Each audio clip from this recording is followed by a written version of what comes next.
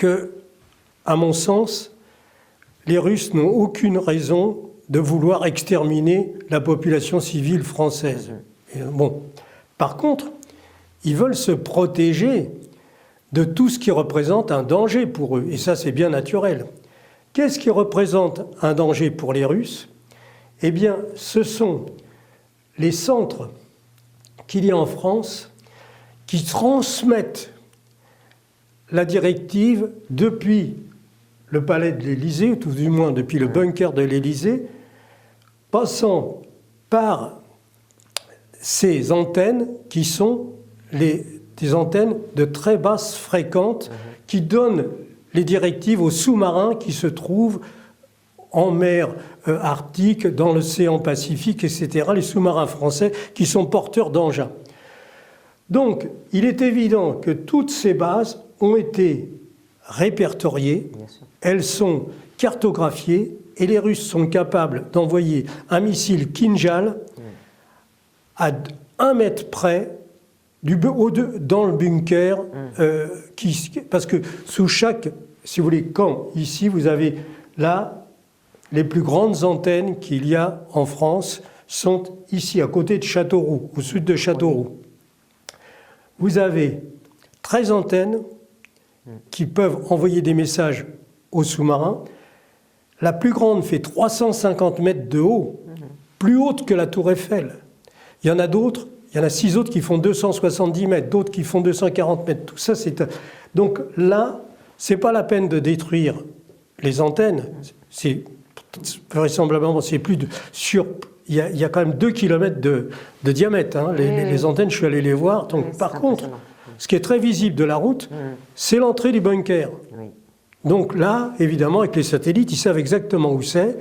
Et c'est là qu'ils enverront un missile. Et quand vous tuez toutes les personnes qui sont dans le bunker, c'est l'affaire d'une fraction de seconde, ben, il n'y a plus aucun message qui arrive aux sous-marins. Donc s'il n'y a plus aucun message, aucun ordre de tirer, ben, les sous-marins, eux, ils attendent l'ordre, il n'y a pas d'ordre. Voyez.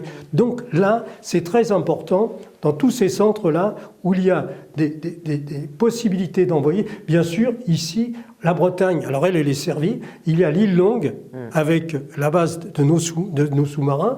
Il y a également des antennes, là encore. Et donc, tout ça, en fait, représente un danger pour la population civile. Parce que ce que nous ne savons pas, ce que je ne sais pas, c'est est-ce que les Russes ont décidé de détruire le bunker avec un missile à tête conventionnelle, auquel cas il n'y aurait pas de retombées radioactives, ou est-ce qu'ils vont mettre, pour une question de poids à transporter dans le missile, une petite charge nucléaire, parce qu'évidemment on divise le poids par 100, donc, ou 50, et donc ça on n'en sait rien. Mais à supposer, il faut prendre, si vous voulez, le principe de précaution, c'est de prendre des mesures en prenant le cas qui est le plus défavorable. Le plus défavorable, c'est quoi? C'est qu'ils mettent des têtes nucléaires au bout de leur missile Kinjal, et dans ces cas-là, voilà ce qui se passe. Ici, c'est une explosion, là également, pratiquement dans la même seconde, et j'ai pris l'hypothèse d'un vent qui est le plus probable, qui vient du nord, hein, et qui vient, quand on est sur l'Atlantique, la plupart du temps, c'est la direction de l'ouest. Donc, qu'est-ce qui se passe? Eh bien, l'explosion au sol, comme on l'a fait voir dans d'autres émissions, c'est un énorme trou qui va faire 200-300 mètres de diamètre selon la puissance. Et toutes ces dizaines de milliers de tonnes de terre vont être propulsées en altitude à 5000 mètres, vont former un nuage radioactif. Et là, tout ça va descendre avec le vent. Donc, les gens qui habitent à 50 km... vont avoir le temps de se rendre dans une cave, avoir le temps d'aller dans un parking, à condition qu'ils sachent ce qu'il faut faire. Or, tout ça est expliqué dans le livre, c'est très important. Et donc, là, on est... Alors, on prend ce cas de figure. J'ai pas voulu noircir le tableau. J'ai mis un nuage, vous voyez, qui serait minimisé. Mais il faut tenir compte que le poste de commandement de l'OTAN est à 40 km au nord de Londres. Alors là, de toute façon, je pense que les Russes, ils ont accumulé tellement, vous voyez, de colère, de haine contre tout le système anglais, qui est l'un des fers de lance du lobby financier mondial, avec, bien entendu, vous voyez ce que je veux dire, Donc eux, ils ne vont pas leur faire de cadeaux. Ça, je peux vous dire qu'à Londres, certainement qu'il ne va pas rester grand-chose de Londres. Mais pour l'instant, on va se concentrer sur le poste de commandement. Il y a ensuite une autre ville qui est très importante, c'est Bruxelles. Alors Bruxelles, là, j'aimerais pas habiter à Bruxelles lorsque ça va péter. Et même pas à 20 km de Bruxelles. Ça va être terrible. Parce que l'Union européenne, les Russes, ils en ont ras-le-bol. Là, ils peuvent plus. Là, alors tout ça, ça va péter. Là, donc, imaginez... Alors, ce que les gens ignorent bien souvent, la grande majorité, c'est que quand ça pète sur Bruxelles, ou quand ça pète sur Londres, eh bien, les habitants de Calais ont 2 heures devant eux pour se rendre dans un parking souterrain ou dans une cave et se protéger et y rester 72 heures ou un truc, à condition d'avoir bien entendu un petit compteur Gégère. Voilà.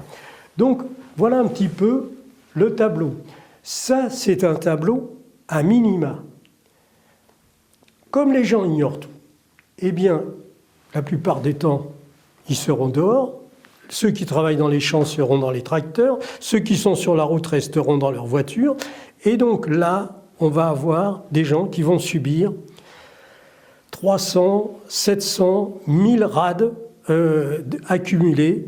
Et donc, le lendemain ou le soir même, ils vont mourir, ou 8 jours plus tard. Ceux qui sont dans cette région-là, évidemment, ils auront peut-être 8 jours. Là, c'est pareil. Alors, la Bretagne, elle est vraiment très exposée. Ça, il n'y a pas de doute. Et vous savez, ce que le gouvernement il a imprimé des documents du fait qu'il y a un danger avec nos propres explosions de la base à l'île Longue. Hein, ils ont imprimé un document qu'ils ont donné à la population civile en donnant ordre. En cas d'incident nucléaire, donc explosion, truc comme ça, n'allez pas chercher vos enfants à l'école, rentrez directement chez vous, les enfants, les maîtresses s'en occuperont, etc. Ne restez pas dans la voiture, allez vous mettre à l'intérieur d'un immeuble. Vous voyez, des histoires complètement aussi bêtes que ce qui est arrivé à Mesper quand il était installé devant l'explosion dans le sud de l'Algérie, quand la montagne s'est fissurée. Vous voyez, donc aucune connaissance